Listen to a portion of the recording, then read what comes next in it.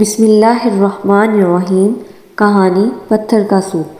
بہت عرصہ پہلے ایک گاؤں میں جو ندی سے زیادہ دور نہیں تھا، ایک مہربان سپاہی دھول بھری گلی سے نیچے جا رہا تھا۔ اس کی حرکت سست تھی کیونکہ وہ سارا دن سے چل رہا تھا۔ اسے ایک اچھا گرم کھانا کھانے کے علاوہ اور کچھ پسند نہیں تھا۔ جب وہ سڑک کے کنارے ایک عجیب و غریب گھر پر پہنچا تو اس نے اپنے آپ میں سوچا، یہاں رہنے والے کے پاس میرے جیسے بھوکے مسافر کے ساتھ بانٹنے کے لیے کچھ اضافی کھانا ضرور ہوگا۔ میرا خیال ہے میں جا کر پوچھوں گا۔ اور یوں سپاہی گوبھیوں، آلوؤں، پیازوں اور گاجروں سے بھرے باغ میں سے گزرتے ہوئے لکڑی کے دروازے کی طرف بڑھ گیا۔ گھر کے سامنے پہنچ کر جیسے ہی دستک دینے کے لیے اس نے ہاتھ بڑھایا، تب دروازہ اچانک کھل گیا۔ دوسری طرف ایک بوڑھا آدمی کھڑا تھا۔ اس کے ہاتھ کولوں پر تھے اور اس نے تیوری چڑھائی ہوئی تھی۔ تم کیا چاہتے ہو؟ بوڑھے نے بدتمیزی سے کہا۔ پھر بھی سپاہی اسے دیکھ کر مسکرایا۔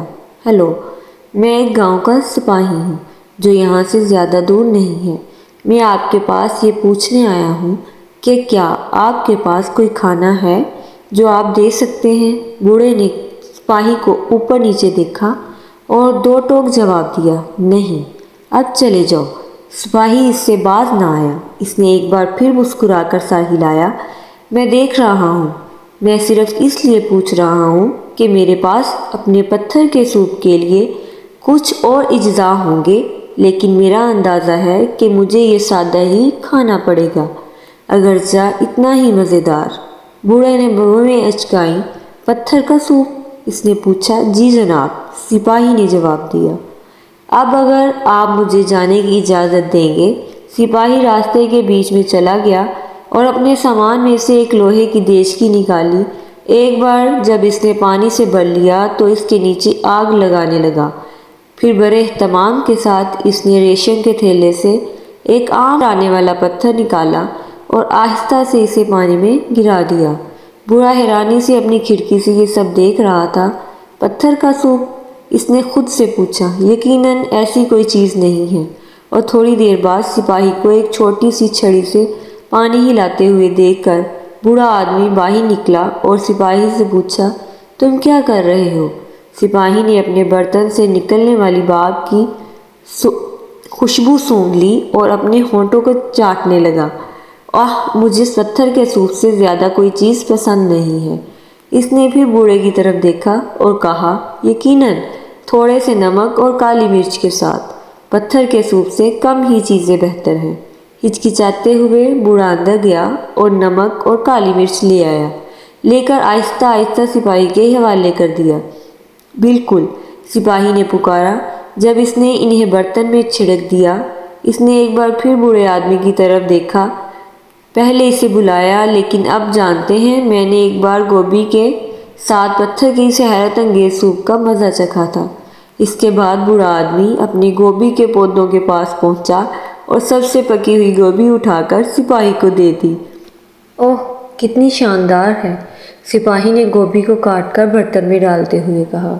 اس نے برتن کی ایک گہری سونگھ لی اور بوڑھے سے کہا، تم جانتے ہو یہ چند گاجروں کے ساتھ بادشاہ کے لیے سوپ ہوگا؟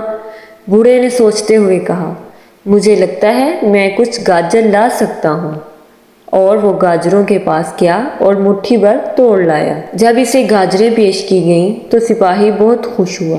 اس نے انہیں کاٹ کر ایک بار پھر برتن کو ہلایا اور یوں چلتا رہا۔ بوڑھا آدمی برتن کی خوشبو سے خوش ہونے لگا۔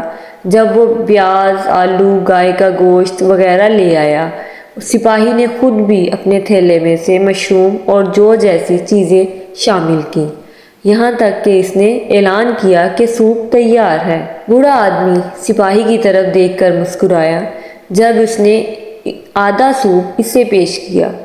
آپ اندر کیوں نہیں آتے؟ میرے پاس آج صبح بیکری سے لائی گئی تازہ ڈبل روٹی ہے جو پتھر کے سوپ کے ساتھ مزیدار ہوگی، اس نے شفقت سے کہا۔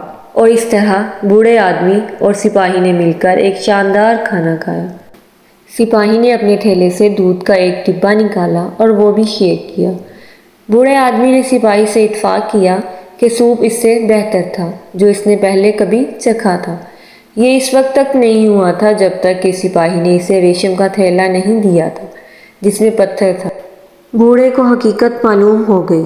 یہ وہ پتھر کبھی نہیں تھا جس نے مزیدار سوپ بنایا ہو، بلکہ مل کر کام کرنے اور فراخ دلی سے وہ اور سپاہی دونوں ایک ایسا لذیذ کھانا بنانے میں کامیاب ہو گئے تھے جسے وہ اپنے درمیان شیئر کر سکتے تھے۔